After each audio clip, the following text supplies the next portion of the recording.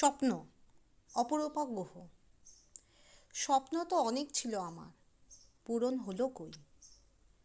কত চেষ্টা করছি দিনরাত, তবু ভাগ্যের চাকা ঘোরে না।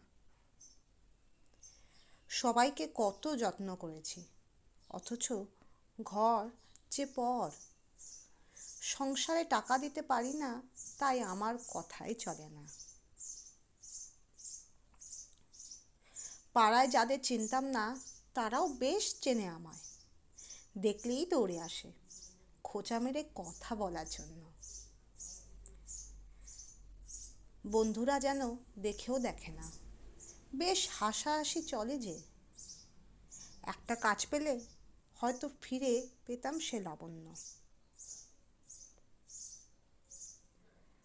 চাকরিটা হয়েও হলো না, তাই লাবণ্য মুখ ফিরালো।